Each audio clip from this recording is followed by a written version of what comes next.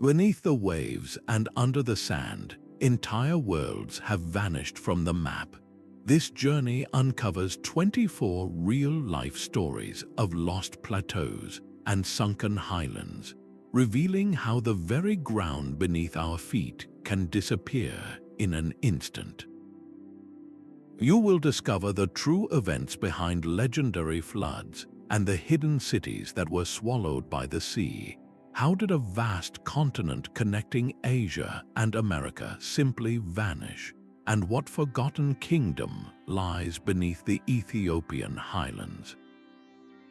By the end, you will understand the powerful forces that erase civilizations and the fragile echoes they leave behind.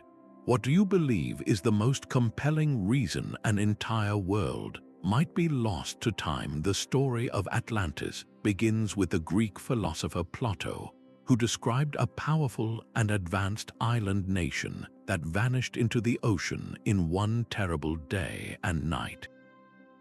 This single account has ignited a quest that has lasted for millennia.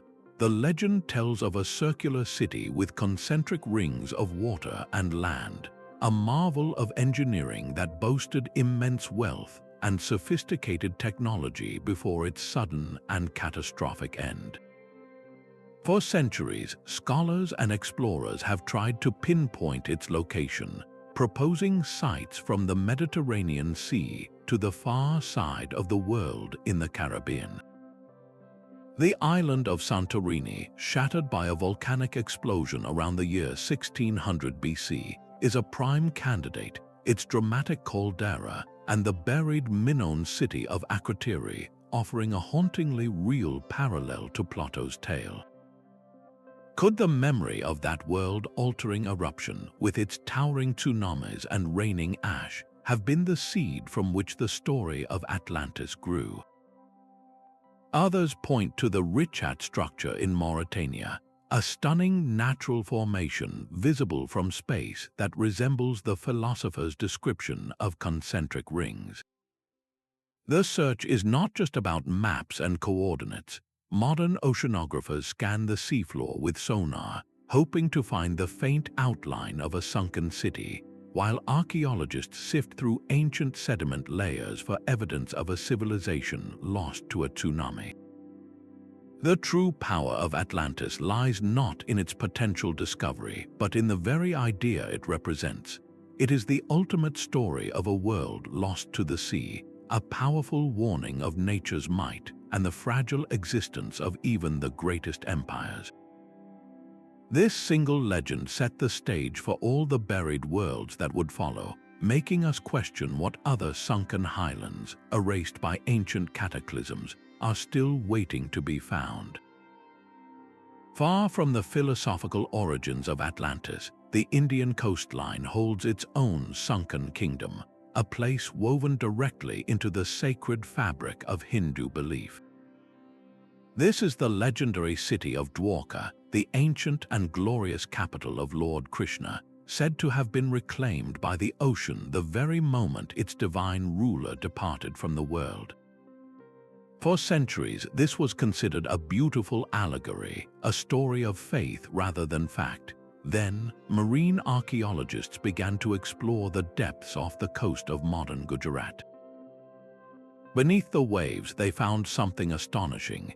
The seabed was littered with massive stone blocks, some weighing many tons, arranged in clear geometric patterns that suggested walls, pillars, and foundations. Further excavations brought up ancient pottery, inscriptions, and a variety of artifacts that were scientifically dated to be several thousand years old. These were not random shipwrecks. This was the skeleton of a vast, sophisticated port city that had thrived and then vanished. The evidence on the seafloor points to a catastrophic end. Geological surveys indicate this region is seismically active, prone to powerful earthquakes. It is possible that a massive quake destabilized the land, causing it to sink beneath the rising tides in a single, dramatic event. Alternatively, a slower but equally relentless process of post-glacial sea level rise could have gradually swallowed the city over generations. its stories of the Great Flood becoming embedded in the local mythology. The discovery of Dwarka sits at a fascinating crossroads, where scripture meets sonar and devotion meets dredging. It demonstrates that our oldest stories often contain a kernel of historical truth, a real event remembered and retold for millennia until it becomes legend. This sunken metropolis proves that a lost world is not always a mystery invented, but sometimes a memory preserved. And if one mythical city can be found resting on the ocean floor, what others await discovery beneath the waves of another sea? High in the thin air of the Himalayas, another kind of lost world captures the imagination, not beneath the waves but hidden among the planet's highest peaks. This is the legend of Shangri-La, a mythical paradise said to rest on a secluded plateau, a sanctuary of peace and wisdom untouched by the troubles and time of the outside world. While this specific name was popularized in a 20th century novel, the concept is deeply rooted in the real geography and spiritual beliefs of the region. For centuries, Tibetan and Bhutanese Buddhist traditions have spoken of Baal, or hidden valleys, sacred realms concealed by impassable mountains and accessible only to those with pure intentions or at a time of great need. These were not mere fantasies but actual physical locations, remote plateaus and highland valleys where communities could retreat and preserve their way of life during periods of war or spiritual decline. The extreme isolation of these places acted as a natural fortress, allowing unique cultures and ancient knowledge to flourish undisturbed for generations. It also created pockets of incredible biological diversity, where rare and endemic species evolved in a world apart. This reality has not stopped numerous expeditions from trying to find the literal Shangri-La. Explorers have ventured into the most forbidding reaches of the Himalayas, facing sheer cliff faces, treacherous icefalls, and oxygen-starved altitudes. The challenge is not just the terrain itself, but the sheer scale of the search area, a vast wilderness of countless unnamed peaks and unexplored valleys where a hidden plateau could easily remain concealed. The true power of this story lies in what it says about us. Shangri-La represents a profound and universal human yearning for a utopian refuge, a perfect place safe from conflict and decay. It shows how geographical barriers can literally create worlds apart, sealing them away like pages in a forgotten book. This deep-seated desire to find an untouched sanctuary sets the stage for other isolated highlands, other plateaus lost not to water, but to altitude and inaccessibility, waiting silently in the clouds. While the Himalayas offer a world lost to altitude, the North Sea hides a continent lost to water. Deep beneath its cold, grey waves lies Doggerland, a vast and fertile plain that was once the bridge connecting Britain to mainland Europe. For thousands of years, this was no myth but a real, thriving landscape, a continent in its own right, until the sea consumed it around 6,500 BC. This was not a sudden cataclysm like Atlantis, but a slower, relentless transformation driven by the end of the last ice age. As the global climate warmed, immense glaciers melted, pouring colossal volumes of water back into the world's oceans. Sea levels rose inch by inexorable inch, slowly drowning this low-lying land. Rivers that once carved valleys through Doggerland's forests were overwhelmed, their estuaries widening into bays, then into open sea. The people of this lost world were Mesolithic hunter-gatherers, living in a landscape that was rich with forests, marshes, and grasslands teeming with game. They followed herds of deer and aurochs, fished in its rivers, and left their mark upon the land. That mark is what we find today, not in grand ruins, but in fragments pulled from the deep. For over a century, fishermen trawling the Dogger Bank, a submerged plateau, have hauled up more than just fish. Their nets have brought up the bones of mammoths and lions, ancient tools crafted from flint and antler, and even pieces of peat containing tree roots from the drowned forest. More recently, sophisticated seismic surveys have mapped the ancient topography of the seabed, revealing the sunken valleys and hills of this forgotten world. The most haunting discovery came in 2014, when a team of scientists studying a stretch of the seabed off the British coast found a series of faint, human footprints preserved in the ancient silt. Those footprints, left by a small group of adults and children as they foraged along a muddy riverbank, offer a poignant and immediate connection to the people who called this place home. Doggerland stands as a profound testament to the power of climate change to redraw the very map of our planet. It shows us that continents are not permanent, and that the world we know is just a snapshot in a much longer, more dramatic story of geological change. This was not the loss of a single city, but the erasure of an entire ecosystem and a human homeland, a world that now exists only in the silt and memories of the sea. If such a vast territory could vanish beneath the waves, what other prehistoric realms with their own unique cultures and creatures lie hidden on the world's sunken continental shelves? The Gobi Desert presents a paradox of emptiness. Its vast, sun-scorched expanse, one of the harshest environments on Earth, seems the very definition of a lifeless void.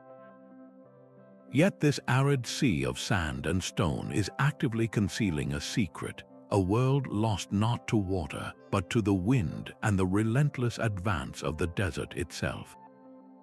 Beneath the shifting dunes lie the ghosts of ancient plateaus, highlands that once supported lush environments teeming with life. The proof is pulled directly from the dust.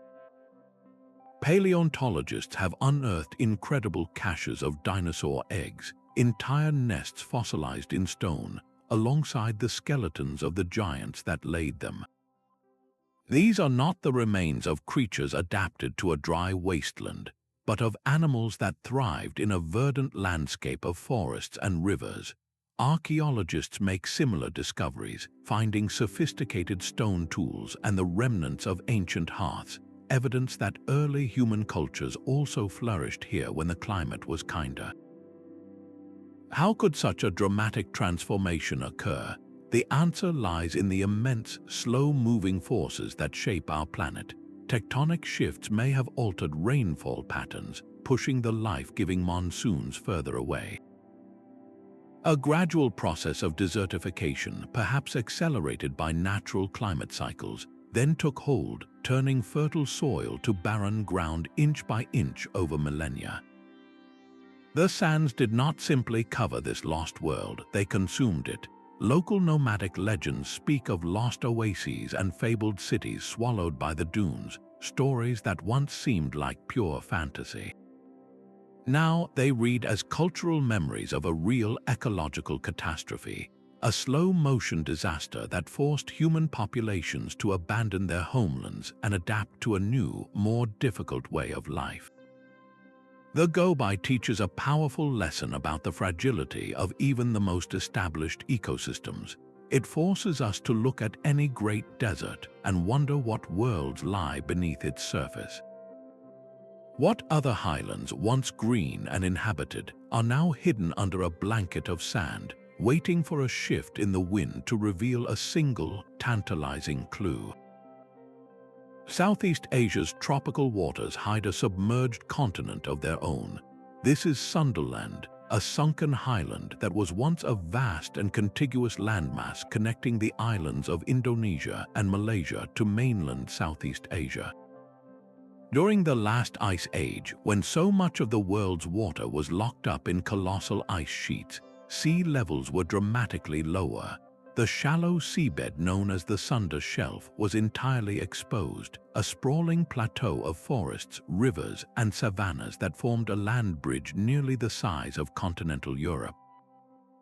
This was not a barren plain, but a thriving world, home to early human populations and an incredible array of now vanished creatures, from giant pangolins to dwarf elephants.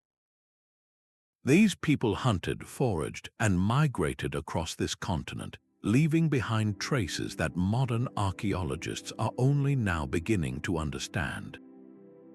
Sites on the island of Java, such as the fossil beds where the remains of Homo erectus were discovered, were not coastal locations in their time. They were situated deep within the interior of Sundaland, surrounded by a rich and varied ecosystem. The end of this world was written by the same global warming that drowned Doggerland. As the glaciers retreated, the oceans rose not in a single wave, but in a relentless, creeping advance over thousands of years. The sea slowly invaded the river valleys, turning them into the straits that now separate Borneo, Sumatra, and Java. It swallowed the coastal plains, then the forests, forcing both animals and humans into a desperate retreat to the higher grounds that became the isolated islands we see today. This slow-motion deluge, witnessed by countless generations, is now believed by many scholars to be the deep-seated origin of the great flood myths found throughout the region. The story of a lost world consumed by the sea, a story so powerful it may have echoed across oceans and millennia to inspire Plato's own tale of Atlantis. Marine geologists have meticulously mapped this drowned landscape using sonar and core samples, revealing the ghostly outlines of ancient river systems that once carved canyons through the now submerged plateau. Sundaland stands as a monumental example of how climate change can rewrite human history, drowning not just land, but entire pathways of migration and cultural exchange. It forces a haunting question: how many other cradles of human civilization now lie at the bottom of the sea, their stories preserved only in the faintest of geological echoes and our oldest, most enduring legends? High in the Andes, the very air feels thin with history. Here, ancient civilizations did not just build on the mountains, they became one with them, carving their cities into the spines of remote plateaus. The most famous of these is Machu Picchu, a breathtaking stone citadel perched between soaring peaks. But it is just one of many. For the Incas and the cultures that preceded them, these highlands were not barren wastelands, but sacred refuges, chosen for their inaccessibility and their proximity to the heavens. They constructed terraced farms that clung to impossible slopes and engineered intricate water channels to sustain their communities in an environment of extreme sun, wind, and cold. Then, for reasons still debated, many of these high places were abandoned. The stonework was left silent, slowly being embraced by the cloud forest, the vines and mosses patiently reclaiming what was theirs. It was not a cataclysm that hid these places, but a quiet retreat, a surrender to time and the jungle. The very factors that made these plateaus so challenging to inhabit are what preserved them. The stable, earthquake-resistant geology of the Andes meant the stonework did not crumble. The high, dry air and lack of lowland humidity prevented the rapid decay of organic materials. These sites became time capsules sealed by altitude and isolation. For centuries, local myths and legends spoke of a lost city in the clouds, a place of the gods, but to the outside world, these were just stories. Then, in the early 20th century, guided by those very legends, explorers brought Machu Picchu back into the light.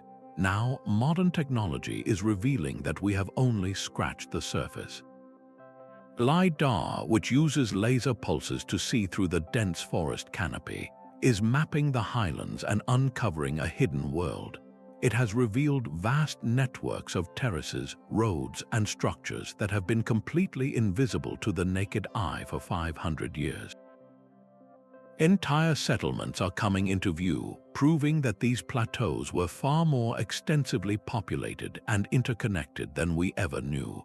These discoveries rewrite our understanding of these resilient cultures, showing a profound mastery over one of the planet's most demanding landscapes.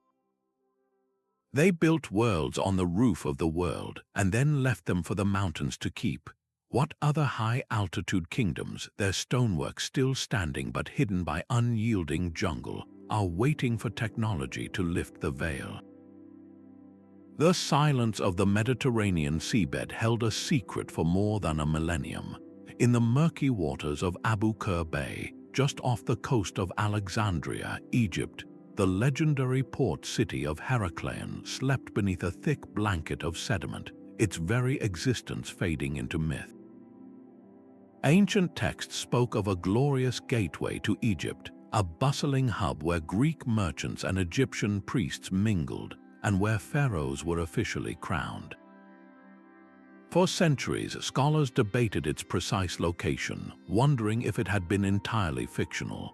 Then, in the year 2000, a French underwater archaeologist named Frank Gaudiot and his team made a discovery that would rewrite history. Their dredges and careful hands did not just find scattered ruins, they uncovered an entire city frozen in time. Colossal statues of pharaohs and queens, some standing over 16 feet tall, rose from the ocean floor as if guarding their sunken kingdom. They found the remains of a grand temple dedicated to the god Ammon, stone slabs inscribed with decrees, and a treasure trove of gold coins, jewelry, and ceremonial barges. Each artifact pulled from the mud was a testament to Heracleion's immense wealth and its critical role as the primary customs and trade center for all Mediterranean traffic entering Egypt. But how does a city of such power and prestige simply vanish beneath the waves? Geological evidence points to a perfect storm of disaster. The city was built on the unstable clay and silt of the Nile Delta, a foundation that could turn from solid to liquid in an instant. A powerful earthquake, a frequent threat in the region, may have triggered a process called soil liquefaction, where the ground literally loses its strength and behaves like a fluid.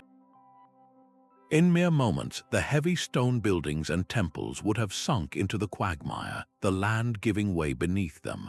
Compounding this, the same quake could have generated a massive tsunami that surged into the bay, delivering the final, drowning blow to a city already collapsing into the earth. The painstaking recovery process is a race against time and the sea. Each object must be meticulously documented, its position recorded to understand the city's layout before it is slowly, carefully raised.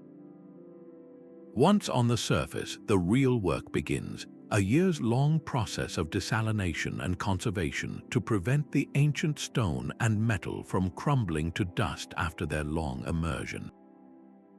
The resurrection of Heracleion is a stunning reminder of the precarious existence of coastal civilizations, built on shifting ground and at the mercy of the sea's fury. It whispers a tantalizing question: if one such legendary port can be found, what other Mediterranean treasures mentioned in forgotten texts still lie buried in the silent, waiting mud? The stone citadels of the Andes are not the only highlands to hold their secrets close. Half a world away, the sun-bleached plateau of Tassili en Adjer rises from the heart of the Sahara Desert, a fortress of sandstone that stands as a silent witness to a world that has utterly vanished. This is not a city lost to the sea, but a landscape lost to the sky itself, its history painted directly onto the rock faces. Thousands upon thousands of ancient rock art images cover the cliffs and caves, depicting a scene that seems impossible for this sea of sand. Here you see herds of elephants bathing in wide rivers, giraffes nibbling at lush acacia trees, and crocodiles sunning themselves on muddy banks. This is the story of the Green Sahara, a time when this entire region was a verdant savanna, a thriving highland teeming with life and human communities. The artists who left this breathtaking gallery were not depicting a fantasy, they were recording their daily reality, a world of abundance that existed between approximately 6,000 and 10,000 BC. Then the climate shifted. A gradual but unstoppable process of desertification began, driven by subtle changes in the Earth's orbit that altered monsoon patterns. The rains failed year after year, century after century. The rivers shrank to trickles, then to dust. The grasslands withered, and the great animals were forced to migrate or perish. The human populations who had thrived here for millennia faced a stark choice: stay and adapt to an increasingly harsh existence, or follow the retreating water sources, abandoning their ancestral highland home. The sand dunes advanced, slowly burying the evidence of this lost world, sealing the artwork under a protective, yet suffocating, blanket. Today, this plateau is an UNESCO World Heritage Site, and preserving these fragile paintings and engravings is a constant battle. The stone itself is eroding, worn down by wind and the rare but destructive desert downpours. The very act of tourism, if not managed with extreme care, brings oils and moisture that can degrade the art. Scientists and conservators work meticulously to document every image, using high-resolution photography and three-dimensional scanning to create a digital archive of this priceless record before time, and the elements erase it completely. What these images reveal is a profound lesson in human resilience. They show a society that was deeply connected to its environment, intimately aware of the animal migrations and the changing seasons. The art chronicles their adaptations, showing the shift from hunting the great beasts to herding cattle, a crucial change in survival strategy as the land dried up. Tassili en Ager is more than an archaeological site. It is a prehistoric library, its walls filled with volumes of information about early human societies and their relationship with a volatile planet. It stands as a powerful, silent question, urging us to look at other arid highlands and wonder what other artistic clues to lost worlds are still waiting, half buried in the sand, for someone with the patience to read them. The parched silence of the Sahara gives way to a different kind of emptiness, one defined by frigid waters and a monumental absence. Between Siberia and Alaska, the churning waves of the Bering Strait now cover one of the most consequential landmasses in human history. This was the Bering Land Bridge, a vast subarctic highland that emerged when the world's water was locked away in ice. For thousands of years, this was not a bridge in the narrow sense, but a continent-sized expanse of grassy, wind-swept plateau known as Beringia, a refuge and a highway rolled into one. It was a world populated by woolly mammoths, steppe bison, and giant sloths, a cold but habitable landscape that supported both fauna and the human hunters who followed them. The bridge was the crucial conduit, the open door through which the first people ventured into a new world, setting in motion the human settlement of the Americas. Then the world warmed. Beginning around 13,000 BC, the great ice sheets began their long retreat, melting and releasing colossal volumes of water back into the oceans. The sea levels rose not in a sudden flood, but in a slow, inexorable creep that advanced over centuries. The waters first filled the low-lying valleys, creating new rivers and inlets, until finally the highest points of the land bridge were overwhelmed. The connection between the continents was severed, and the Americas were left in isolation, their human populations cut off from their ancestral homelands in Asia. The evidence for this lost world is not found in sunken ruins, but in the very genes of modern populations and the sediment cores pulled from the seafloor. Geneticists can trace the lineage of indigenous peoples in the Americas back to founding populations in Siberia, a divergence that aligns perfectly with the geological timeline of the land bridge's submergence. Meanwhile, marine geologists have mapped the drowned topography of the Bering Sea shelf, revealing the ghostly outlines of its ancient river systems and lake beds. This story is not just one of geology, but of profound cultural consequence. The closing of this door reshaped human destiny on a hemispheric scale, allowing the diverse indigenous cultures of the Americas to develop in unique and complex ways, entirely separate from the civilizations evolving in Europe and Asia for thousands of years. The Bering Land Bridge demonstrates that a lost world can be more than a sunken city. It can be a lost connection, a forgotten pathway that redirected the entire course of human history. If such a pivotal route now lies hidden beneath a cold sea, what other sunken corridors, equally vital to our ancient past, remain to be discovered on the world's flooded continental shelves? From the icy corridor of the Bering Strait, we journey to the sun-scorched roof of Africa. The Ethiopian highlands rise like a fortress, a vast plateau of rugged mountains and deep valleys that has sheltered one of history's most enigmatic kingdoms. This is the realm of Axum, a civilization whose power and reach once rivaled Rome and Persia. Its signature monuments are the great stelae, towering stone obelisks carved to resemble multi-story buildings, standing as silent sentinels over a landscape dense with secrets. Local legends whisper of hidden plateaus within these highlands, secluded sanctuaries where early Christian relics and the tombs of forgotten kings were concealed from invaders and the slow erosion of time. The most enduring of these tales, of course, surrounds the Ark of the Covenant, the sacred chest said to hold the original stone tablets of the Ten Commandments. Axumite tradition claims the Ark was brought to Ethiopia for safekeeping and resides to this day in a specially consecrated chapel within the city. While its existence remains a matter of profound faith, the very persistence of the story points to a deeper truth that these highlands were considered a sacred vault, a place secure enough to guard the most precious treasures of a nation. The obscurity of these sites is not merely the work of centuries. The very geology of the highlands played a role, with heavy seasonal rains causing erosion and landslides that could have buried entire settlements or altered the entrances to tombs. Political upheavals and the shifting fortunes of the kingdom also led to the deliberate concealment of sacred sites to protect them from desecration during periods of conflict. Modern archaeology, however, is peeling back these layers of earth and legend. Excavations have unearthed the foundations of massive palaces, including multi-story structures with intricate drainage systems and private bathing areas that speak of immense wealth and sophisticated engineering.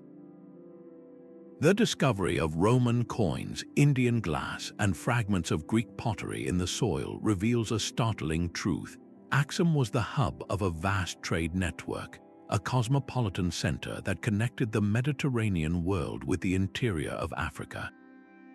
Its port on the Red Sea, Olous, funneled ivory, gold, and exotic animals from the African interior to the wider world, financing the kingdom's monumental constructions. The story of Axum demonstrates with stunning clarity how a highland plateau, far from being a remote backwater, can act as a natural fortress and a fertile cradle, fostering the growth of a powerful and enduring civilization. Its lost plateaus, whether hiding royal tombs or simply the untold stories of a mighty empire, remind us that Africa's highlands hold secrets as deep and compelling as any sunken city.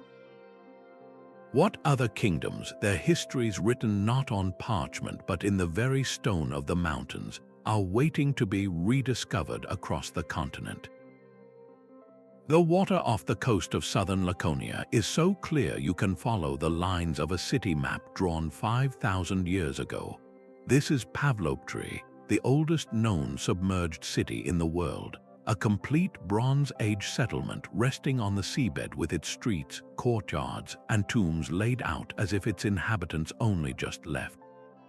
Unlike the cataclysmic end of Atlantis or the mud-shrouded mystery of Heracleion, Pavlopetri offers an almost transparent window into a lost world, preserved in stunning detail by the very sea that claimed it. The city's layout reveals a sophisticated understanding of urban planning, with two main streets crossing at right angles, lined with buildings that included homes, workshops, and a large public structure that may have been a palace or an administrative center. Archaeologists mapping the site have even identified a complex water distribution system and stone-lined graves, painting a comprehensive picture of a thriving, organized community. So how did this bustling port sink beneath the waves? The answer lies in the geology of the eastern Mediterranean, a region crisscrossed by active fault lines. It is likely that a series of powerful earthquakes common in this area caused the land to subside incrementally. The ground simply dropped, allowing the sea to rush in and claim the city over a period of time, rather than in one violent event. This gradual sinking, combined with the slow, global rise in sea levels following the last ice age, sealed the city's fate but also protected it. The sediment and calm waters acted as a perfect preservative, preventing erosion and shielding the ruins from looting and later construction. The artifacts recovered from the seabed, from delicate pottery to everyday tools, tell a story of a society deeply connected to the wider Bronze Age world. The pottery styles show clear influences from both the Minoan civilization of Crete and the later Mycenaean culture of mainland Greece, suggesting Pavlopetri was a vital trading hub, a link in a maritime network that moved goods, ideas, and people across the Aegean. We can imagine its harbor filled with ships carrying olive oil, textiles, and pottery, its merchants haggling in a bustling marketplace that echoed with a mix of languages. Pavlopetri is not a legend or a myth, it is a time capsule. It gives us a snapshot of daily life in antiquity, from the layout of a family home to the way they honored their dead. The clarity of its remains invites a haunting question. If one city this old and this complete can lie just beneath the surface, how many other ancient ports, their stories equally intact, are waiting in the shallow coastal waters of the world? This perfectly preserved seabed city sets the stage for another, far more enigmatic oceanic mystery, one that involves not a sunken settlement, but a missing piece of the planet itself. South America's Guiana Shield is a fortress of time. This colossal geological formation, stretching across Venezuela, Guyana, and Brazil, is the ancient heart of the continent, a plateau so old it predates the dinosaurs. Rising from its dense jungle canopy are the tepuis, sheer-sided tabletop mountains that stab the clouds like islands in the sky. Their flat summits are truly lost worlds, isolated for millions of years and famously imagined by Arthur Conan Doyle in his novel The Lost World. But the reality is even more breathtaking than the fiction. Each of these highland plateaus is a unique evolutionary laboratory, cut off from the world below. In this profound isolation, life has taken its own path. Carnivorous plants lure insects into their glistening traps, while tiny, endemic frogs, found nowhere else on Earth, shimmer with colors unseen. The rock itself tells a story of staggering age, with sandstone formations sculpted by endless wind and rain into surreal, otherworldly landscapes. Reaching these summits is a feat of human endurance, a vertical climb up near impossible cliffs through perpetual cloud cover. This very inaccessibility is what has preserved them, acting as a perfect natural barrier. For centuries, indigenous peoples like the Pamon have held the tepuis as sacred, the dwelling places of spirits. Their legends speak of these highlands as the stumps of mythical trees that once held up the sky, a poetic memory of a primordial world. Modern expeditions, equipped with ropes and determination, have confirmed the incredible secrets these plateaus hold. Scientists rappelling down the vast, hidden sinkholes on the mountaintops, known as quartzite sinkholes, have discovered ecosystems completely divorced from the outside, with new species of flora and fauna evolving in the dark. Fossil evidence pulled from the surrounding lowlands shows that the tepuis were once part of a vast, continuous plateau, a highland that has been slowly eroding away for eons, leaving these fragments as the last remnants of a world that has otherwise vanished. The Guiana Shield stands as a stunning testament to the power of isolation. These highlands are not just geological wonders, they are arcs of biodiversity, each one a sealed vessel carrying a unique cargo of life through the deep river of time. If such undiscovered realms can still exist on these sky-high plateaus, what other evolutionary marvels are waiting, unseen, on the world's other remote highlands? The silent ruins beneath the Mediterranean hold the blueprint of an ancient ambition.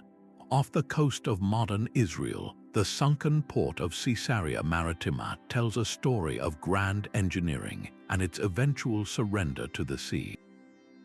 This was no ordinary harbor city, but a monumental project commissioned by King Herod the Great around 22 BC, an attempt to create the largest artificial harbor in the ancient world. Herod demanded a port that could rival any in the Roman Empire, and his engineers delivered a marvel. They constructed massive breakwaters, one stretching over 2,000 feet, using a revolutionary concrete that hardened underwater. These protective arms reached out into the open sea, creating a safe anchorage for hundreds of ships. To sustain the bustling city, they built a sprawling aqueduct system that channeled fresh water from distant mountain springs, a testament to their mastery over both land and sea. For centuries, Caesarea thrived as the Roman capital of the region and a vital hub for trade and travel. Yet the very sea it was built to conquer would ultimately reclaim it. The foundation of the breakwaters, while ingenious, was not immune to the relentless power of earthquakes that frequently shake the eastern Mediterranean. A major seismic event likely caused the seafloor to subside, and the constant battering of waves began a slow, irreversible process of erosion. Over time, entire sections of the Grand Harbor and its associated structures slid beneath the waves. Modern archaeological dives into this underwater museum have brought its lost glory back to light. Scuba explorers navigate through the ghostly outlines of toppled columns and submerged warehouses. They have recovered stunningly detailed statues of Roman gods and emperors, their marble faces still staring up through the water. The silt holds the remains of ancient shipwrecks, their cargoes of amphorae still intact, and stone slabs inscribed with the name of Pontius Pilate, offering a direct, tangible link to the biblical era. These finds paint a vivid picture of a cosmopolitan center where Roman governors, Jewish scholars, and Mediterranean merchants all intersected. The gradual disappearance of Caesarea Maritima is a powerful lesson in coastal vulnerability. It demonstrates that even the most advanced human engineering cannot permanently defy natural forces. The city did not vanish in a single cataclysm, but through a slower, more insidious process of environmental change, a reminder that the coastline we see today is not permanent. As we consider this ancient port slowly being revealed by the shifting sands, it forces us to look at our own modern coastal cities and wonder which of them might one day share its fate, their own marvels waiting silently for future explorers. The Deccan Plateau in India is a landscape built from catastrophe. This immense highland, known as the Deccan Traps, was forged by some of the most violent volcanic eruptions in Earth's history. For hundreds of thousands of years, lava flowed from deep fissures in the planet's crust, not from single volcanoes, but from vast wounds in the ground. This relentless outpouring buried entire prehistoric landscapes under layer upon layer of basalt rock, creating a steppe terrain that gives the traps their name, from the Swedish word for staircase. The sheer volume of lava is almost impossible to comprehend, enough to cover half of modern India in rock layers thousands of feet thick.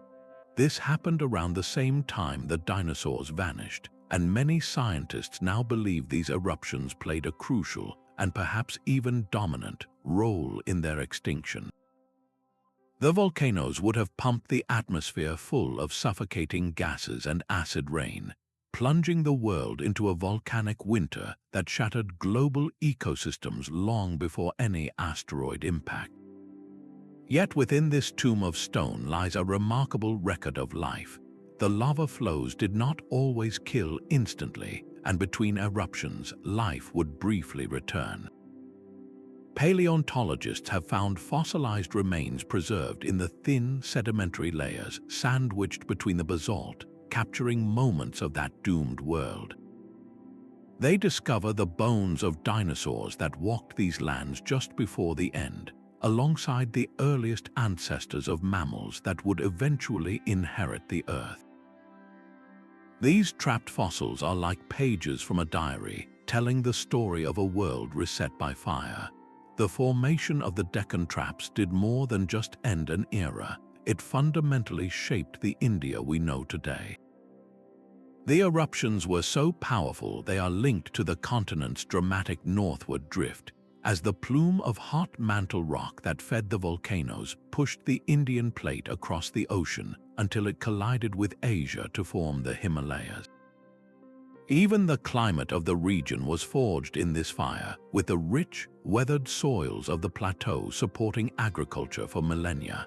Modern geologists study these rock layers like a history book, using chemical analysis to reconstruct the atmosphere of the past and understand the timing and tempo of the extinction events. They reveal how life is remarkably resilient, always finding a way back after even the most apocalyptic events, but they also serve as a sobering reminder of our planet's capacity for violent change. If such a cataclysm could reshape a continent and reset the course of evolution, what other lost worlds, buried beneath the volcanic highlands of other lands, hold similar secrets to Earth's turbulent past? The same slow-motion deluge that erased Sundaland also silenced another legendary civilization beneath the waves of the Persian Gulf. Here, ancient Sumerian cuneiform tablets speak of a pure and holy land called Dilmun, a place of fresh water and eternal life, often compared to a paradise. For a long time, scholars believed this was purely mythological, a spiritual concept rather than a real location. But the shallow seabed of the Gulf held a secret, a vast, fertile plateau that was dry land for thousands of years, a highland connecting Mesopotamia to the Arabian Peninsula. This was the real Dilmun, a hub of unprecedented wealth and cultural exchange that vanished as the waters rose.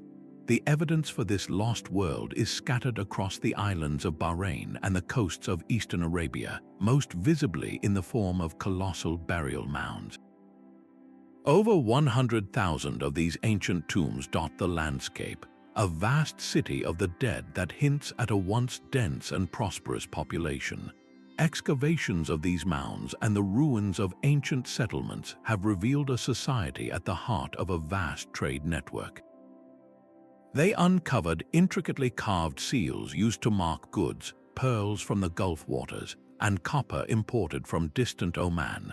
Dilmun was the essential middleman, funneling goods from the Indus Valley civilization to the burgeoning city-states of Mesopotamia. This was not a remote outpost, but a sophisticated mercantile culture with its own writing system and a complex social structure. Its demise was not sudden, but a relentless, creeping reality. As the last ice age waned, meltwater from far-off glaciers caused sea levels to rise, gradually flooding the low-lying plains of the Gulf. The freshwater springs that made Dilmun a paradise were poisoned by the encroaching saltwater. The fertile land that supported agriculture and sustained its population shrank year by year, forcing communities to retreat to the higher grounds that are now islands.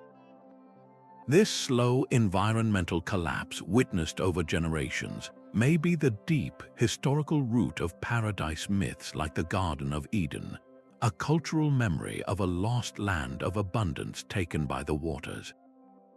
The story of Dilmun forces us to look at the entire Persian Gulf not as a permanent sea, but as a sunken continent in its own right. It makes you wonder how many other trading posts and early settlements from this forgotten chapter of human history still lie preserved on the Gulf seabed, their stories waiting to be unearthed from the silt. The same forces of erosion that built the Deccan traps also carved a different kind of highland fortress in the American Southwest. The Colorado Plateau is a vast, elevated tableland of red rock, a world defined by deep canyons and towering mesas that seem to touch the sky. It was upon these sheer cliff faces and sun-baked plateaus that the ancestral Puebloans built their intricate stone cities, dwellings tucked into natural alcoves high above the desert floor. Sites like the Cliff Palace at Mesa Verde are breathtaking in their complexity, multi-story structures with hundreds of rooms, constructed from sandstone blocks and held together with mud mortar, all sheltered by the overhanging rock. These were not temporary shelters, but permanent, sophisticated villages built into the very fabric of the plateau. Their inhabitants were master agriculturalists, cultivating corn, beans, and squash in the thin, arid soil. They engineered complex systems of terraces and check dams to capture every precious drop of rainwater, and their understanding of the cosmos was etched into the rock itself, with petroglyphs and carefully positioned buildings marking the solstices and equinoxes. Then, around the end of the 13th century, these highland communities were abandoned. The great houses fell silent. For centuries, they remained hidden, protected by their inaccessibility and the slow, patient work of wind and water that gradually obscured their entrances. The very erosion that had created the cliff alcoves also helped to conceal them, until cowboys and explorers in the late 19th century stumbled upon these lost cities in the cliffs. Archaeological excavation revealed a society in delicate balance with a harsh environment. Tree ring data from ancient roof beams tells a story of a prolonged and devastating drought, a mega-drought that may have lasted for decades, withering crops and draining the few reliable water sources. This environmental stress likely intensified social tensions, perhaps leading to conflict over dwindling resources or a spiritual crisis that caused people to seek a new beginning elsewhere. For modern Pueblo peoples, these sites are not ruins but sacred ancestral homelands, places of deep spiritual significance where their history is literally written in the stone. The story of the Colorado Plateau is a powerful testament to human adaptation and resilience in the face of a changing world. It shows how a highland can be both a sanctuary and a trap, a place of abundance that can turn to scarcity with a shift in the climate. What other stories of survival and departure are hidden within the countless unnamed mesas and canyons of North America, waiting for the right light to reveal their secrets? The clear, turquoise waters of Alaunda Bay conceal a city of ghosts. Just beneath the surface, the ancient Dorian city of Olous rests on the seabed, its stone foundations and toppled walls forming a labyrinth for fish and snorkelers. You can still trace the outline of its protective city walls and swim over the sunken floor of an early Christian basilica where pale columns stand like silent sentinels. In its heyday, Olous was a prosperous and independent port, minting its own coins and thriving on trade across the Mediterranean. Its wealth was built on the sea, and it was ultimately claimed by it. The cause of its disappearance remains a subject of debate, but the most compelling theory points to the region's volatile geology. A powerful earthquake, common along the Hellenic arc, could have triggered a sudden subsidence of the land, causing the city to drop into the bay in a single, catastrophic event. Alternatively, a slower process of soil compaction and erosion might have allowed the sea to encroach gradually, its rising waters swallowing neighborhoods one by one over generations. Modern underwater surveys have meticulously mapped this submerged metropolis, revealing a detailed street grid and the foundations of homes and public buildings. The artifacts recovered from the silt tell a story of layered influences, from earlier Minoan cultural echoes to the unmistakable mark of Roman engineering, evidence of a city that adapted and endured through centuries of shifting empires. Olous stands as a stark, visible reminder of the Mediterranean's restless nature, a region where the very ground can liquefy or drop away without warning. Its silent ruins force a haunting question. If one city can be so perfectly preserved just offshore, how many other ancient ports share its fate, their stories waiting just beneath the waves of another sun-drenched coast? The roof of the world holds its breath, keeping secrets in the thin, cold air of the Tibetan Plateau. Here, before the ascendancy of Tibetan Buddhism, an ancient and powerful kingdom called Zhangzhung was said to rule over a vast highland empire. Its existence was long considered little more than a foundation myth, a story told to explain the origins of Tibetan culture. Yet scattered across this impossible landscape, archaeologists are finding proof. They uncover the remains of massive stone forts perched on inaccessible ridges, their walls tracing the outlines of a formidable and centralized power. They find ancient tombs meticulously constructed and filled with artifacts of gold and turquoise, suggesting a society of immense wealth and complex spiritual beliefs. These are not random ruins, but the scattered bones of a civilization that mastered one of the most challenging environments on Earth. The very ground they built upon was shaped by colossal tectonic forces, as the Indian subcontinent continues its slow, grinding collision with Asia, pushing the plateau ever higher and fracturing its surface with deep valleys and soaring peaks. This relentless geological activity did not just create the landscape, it also likely contributed to the kingdom's eventual fragmentation and decline, as seismic shifts made some areas uninhabitable and isolated others. The spiritual legacy of this lost world is preserved in the Bon religion, Tibet's indigenous faith. Bon traditions speak of a sacred geography, of hidden valleys and secluded plateaus known as Baal, sanctuaries concealed by supernatural means for a time of future need.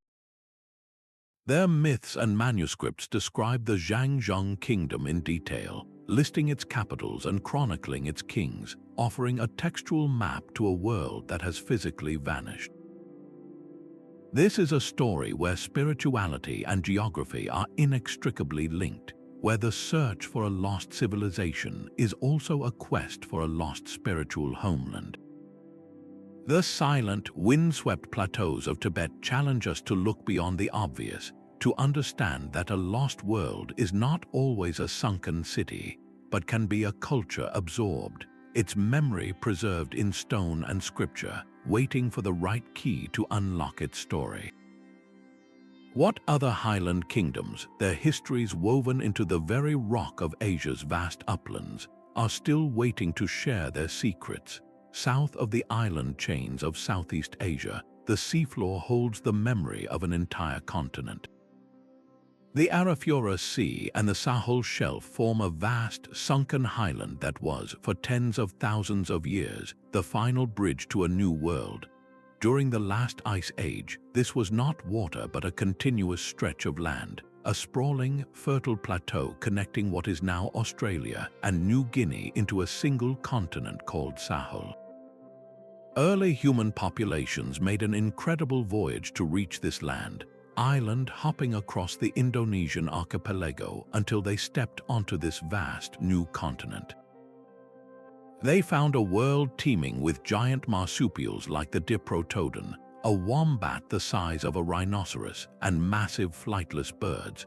These first Australians did not just pass through this land, they settled it, building a deep and enduring connection to a landscape that no longer exists.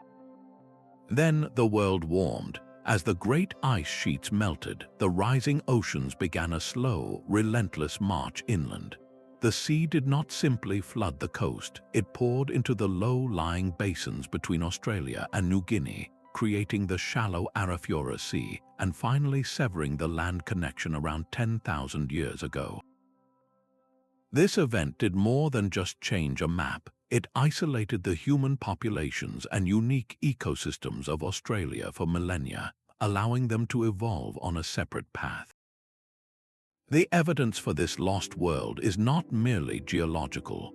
Marine archaeologists and geographers are now mapping this drowned landscape with sophisticated sonar, revealing the ghostly outlines of ancient river systems, lake beds, and even potential coastal encampments. Core samples taken from the seabed contain pollen and charcoal, telling a story of shifting vegetation and the presence of humans who used fire to manage the land. For modern Aboriginal communities, these submerged areas are not empty voids but part of their ancestral songlines, the ancient stories and spiritual maps that describe the creation of the world. The oral traditions of some groups contain detailed memories of the coastline as it was before the sea rose, describing features that now lie underwater, a cultural record that aligns perfectly with the scientific data. The story of the Sahul Shelf is a profound reminder that some of the most important chapters of human history are not written on parchment, but on continental shelves now hidden by the sea. This sunken highland shows us that the very waters that separate us today were once the pathways our ancestors walked. As we map these lost continents beneath the waves, we are forced to ask what other epic journeys of early humanity are recorded not on land, but on the forgotten plains of the ocean floor. The Anatolian Plateau rises like a vast, sun-baked island in the heart of Turkey, a highland that cradled one of humanity's first great social experiments. Here on this flat, expansive plain, the Neolithic settlement of Çatalhöyük thrived over 9,000 years ago, a city so ancient it predates pottery in many parts of the world. What archaeologists have uncovered is a community unlike any other, a dense honeycomb of mud brick homes built so close together there were no streets or pathways. People moved across the landscape by walking from rooftop to rooftop, descending into their homes through openings in the ceiling by wooden ladders. Inside, the walls were a canvas for a vibrant spiritual life, adorned with elaborate murals depicting wild bulls, hunting scenes, and abstract patterns. Beneath the plaster floors, residents buried their dead, and in some homes they mounted the skulls of bulls decorated with plaster and ochre, creating a powerful, ritualistic connection between the living, the dead, and the animal world. This was not a haphazard village but a highly organized society of thousands, a world lost not to the sea but to the very earth it stood upon. The city's remarkable preservation is a gift from the plateau itself. Over millennia, seasonal flooding from nearby rivers laid down thick layers of alluvial silt, gently and steadily burying the abandoned mud brick structures. This slow-motion interment, combined with a gradual shift to a drier climate that may have forced the population to disperse, acted as a perfect time capsule, sealing the city's art, tools, and daily debris in a protective shell of earth. Excavations reveal a society with no obvious rulers or palaces, where social status was surprisingly equal and family units were central. They were skilled farmers cultivating wheat and barley and adept hunters of wild cattle. The art and ritual objects suggest a complex belief system centered on themes of life, death, and the power of the natural world, offering an unparalleled window into the Neolithic mind. Çatalhöyük forces us to rethink the very origins of urban life, showing that a city can flourish without central authority or monumental architecture, bound together instead by shared ritual and a unique architectural vision. Its story, preserved on a windswept highland, makes you wonder what other foundational chapters of human history are still buried on the world's forgotten plateaus, waiting for the archaeologist's trowel to reveal their secrets. The whispers of a drowned city still echo across the tidal flats of the Wadden Sea. Here, where the North Sea meets the coast of Germany, the legend of Rungholt speaks of a wealthy and decadent trading port, swallowed whole by a single, furious storm in 1362. Medieval chronicles describe the Great Drowning of Men's Night, a cataclysmic storm surge that shattered dikes and flooded the low-lying marshlands, wiping entire communities from the map. Rungholt was said to be the grandest of them all, a hub of the North Sea trade so prosperous its inhabitants were rumored to be arrogant, even using baking ovens to stable their horses as a show of contemptuous wealth. Local folklore transformed this historical disaster into a moral tale, claiming the sea itself had risen to punish the city's pride. For centuries, the story was dismissed as mere myth, a cautionary fable with no basis in fact. Then the mud began to give up its secrets. At low tide, when the water retreats for miles, the skeletal remains of a lost world are briefly exposed. Archaeologists and surveyors have found the outlines of artificial mounds, the foundations of houses, and the fragmented wood of old drainage systems. They have unearthed pieces of imported pottery, coins, and even a distinctive type of brick used in medieval construction, all scattered across the seabed. These are not the remains of a simple village, but of a substantial and well-organized settlement, confirming that a significant trading port did exist here, exactly where the legends placed Rungholt. The city's fate was sealed by geography and human ambition. The entire region was a vast, fertile marsh protected from the sea only by a fragile system of dikes and drainage canals. The settlers had reclaimed this land from the water, but their engineering was no match for the combined fury of a North Atlantic storm and a high spring tide. The storm surge would have burst through the defensive walls, the salt water poisoning the farmland for a generation. Coastal erosion, a relentless process in this shallow sea, then finished the job, scattering the ruins and burying them under layers of silt. Rungholt's story is a powerful reminder that the sea does not forget the land we take from it. Its tale of punished pride reflects a deep, human understanding that our greatest achievements can be undone in a single night by the forces of nature. If one such wealthy medieval metropolis could vanish so completely from the German coast, how many other prosperous ports, their stories now faded into local ghost tales, share its watery grave along the stormy shores of the North Sea?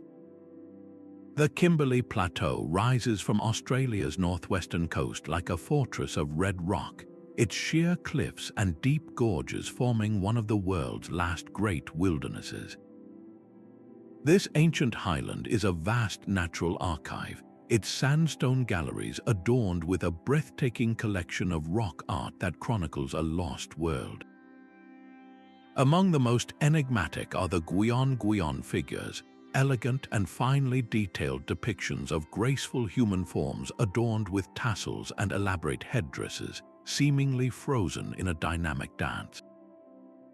These figures are not alone on the rock faces. They share the stone canvas with images of the thylacine, or Tasmanian tiger, and other megafauna that vanished from the mainland thousands of years ago. This art is a direct window into a profound ecological shift, capturing the animals and cultures of a world long since transformed. The plateau itself acted as a perfect preserver, its stable, dry rock shelters protecting these fragile paintings from the worst of the tropical elements, sealing their stories in stone for millennia. Reaching these remote galleries is a monumental challenge, requiring days of travel by four-wheel drive, boat, and finally, on foot through a landscape of searing heat and rugged, trackless terrain.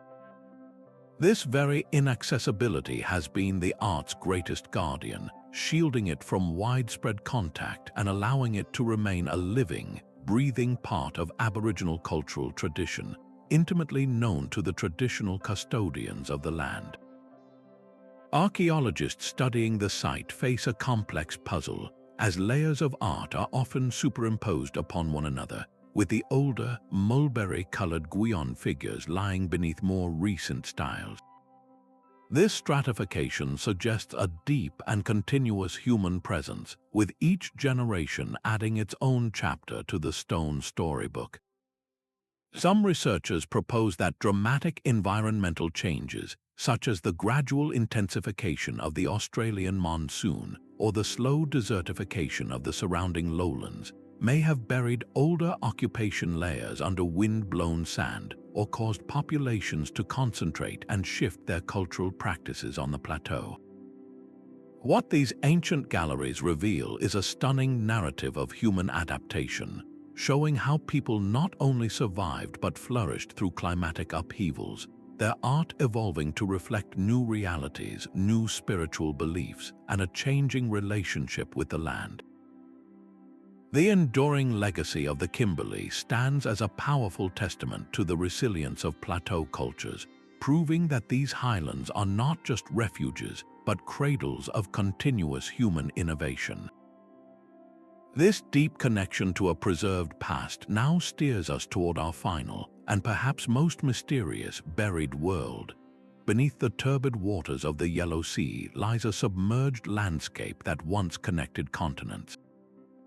Stretching between China and the Korean peninsula, this vast, sunken highland was not always underwater.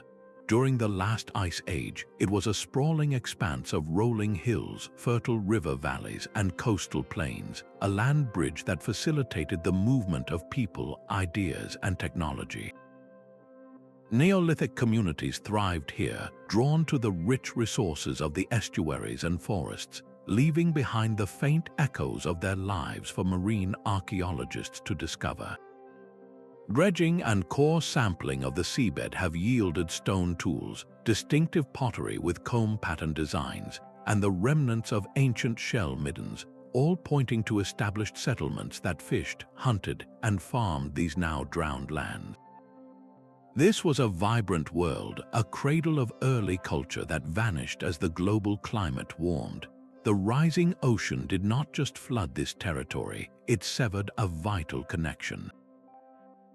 The slow, relentless creep of seawater transformed the peninsula from a connected extension of the mainland into an isolated island of culture, forcing its inhabitants to develop along a uniquely Korean path. This profound geographical shift is deeply woven into the region's oldest stories. Korean creation myths like that of the god King Dangun tell of a heavenly prince who descended to a sacred mountain to establish the first Korean kingdom. Scholars now see these legends not as pure fantasy, but as cultural memories of a real, primordial landscape, a highland world lost to the waves, remembered as a divine birthplace. The spread of agriculture itself may have traveled across this now submerged bridge, with the cultivation of millet and rice moving from the Asian mainland to the peninsula along routes that are today unmarked on any map. The story of the Yellow Sea's highlands forces a dramatic rewrite of early Korean history. It reveals that the peninsula's deep past is not confined to its present-day shores, but is scattered across the continental shelf, a sunken chapter waiting to be read. This discovery connects all the lost worlds we have explored, from Doggerland to Sundaland. Each submerged highland tells a similar story of connection and then isolation, of human communities adapting to a changing planet. They remind us that the world's coastlines are transient, and that the oceans which now separate us were once the fertile plains that brought us together. How many other foundational stories of human civilization are still held in the silent keeping of the sea? These 24 stories, scattered across every continent and ocean, are not isolated incidents. They form a single, sprawling narrative of a planet in constant, dramatic motion. The same geological forces that built these highlands and plateaus were often the very ones that sealed their fate. Tectonic shifts, the slow, grinding dance of continental plates, did not just push the Himalayas skyward to create hidden valleys like Shangri-La, they also triggered the earthquakes that liquefied the ground beneath Heracleion and sent Olous sliding into the bay. Volcanism could forge an entire landscape, as with the Deccan traps, burying one world under fire and rock to create a new highland for the future, and always there was the water. The relentless rise and fall of global sea levels, a planetary heartbeat driven by the advance and retreat of ice ages, is the single most common character in these stories. It drowned the continental plains of Doggerland and Sundaland, severed the land bridge of Beringia, and transformed the Persian Gulf from the paradise of Dilmun into an open sea. This is not ancient history, it is the deep rhythm of our world, a reminder that the ground beneath our feet and the coastlines on our maps are temporary arrangements in a much longer story. Climate acts as the silent partner to geology, turning slow change into immediate crisis. A shift in monsoon patterns could turn the green highlands of Tassili and Ager into a desert, or push the ancestral Pueblones to abandon their cliffside cities after generations of drought. These were not sudden apocalypses, but slow-motion disasters that forced impossible choices upon entire civilizations. Do you stay and fight a changing world, or do you gather your people and leave everything behind? The stories reveal a stunning spectrum of human resilience in the face of these challenges. Some societies, like the traders of Dilmun or the hunters of Doggerland, were forced to retreat, their way of life erased. Others, like the builders of Çatalhöyük or the inhabitants of the Ethiopian highlands, adapted, finding new ways to live or moving their settlements to more defensible ground. This adaptability is our greatest strength, a testament to the ingenuity that allows cultures to persist even when their homelands are transformed beyond recognition. And what of our enduring fascination with these lost worlds? The human mind seems hardwired to be captivated by absence, by the idea that a vast kingdom or an entire continent could simply vanish. This psychological appeal fuels both myth and science. The real events behind the sunken city of Dwarka or the drowned port of Rungholt were so profound they became woven into sacred texts and local folklore, moral tales of divine punishment or cultural memories of a golden age. These legends, in turn, have driven centuries of exploration, from early adventurers seeking Shangri-La to modern archaeologists scanning the seabed with sonar. We are drawn to these mysteries because they speak to a fundamental truth about our own existence, that civilization is fragile, and that even the greatest achievements can be reclaimed by nature.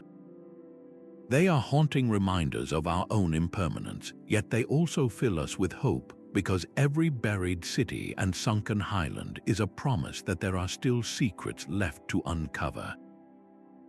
Our world is not a static museum, but a living, changing entity, and the next great discovery, the next lost world, is waiting just beneath the waves or just beyond the next mountain range for the curious and the determined to find it. Our journey through these 24 lost worlds leaves us with a profound truth, that civilizations are both fragile and resilient, shaped as much by the ground beneath them as by the forces that take it away. From the philosophical mystery of Atlantis to the sunken plains of Doggerland, each story is a testament to the immense power of natural disaster, climate change, and the slow, grinding shift of continents. These forces have erased entire landscapes from the map, yet they have never fully erased the human spirit. The legacy of these places endures not in grand monuments, but in the echoes of myth, the fragments of artifacts pulled from the mud, and the stories we continue to tell. They live on in our collective imagination, a haunting reminder of worlds that once were. These tales are more than just history, they are a call to action. They urge us to preserve our own cultural heritage with care, to learn from the past adaptations and warnings left behind in sunken ports and buried cities. The same forces that reshaped our planet millennia ago are still at work today along our coastlines and within our changing climate.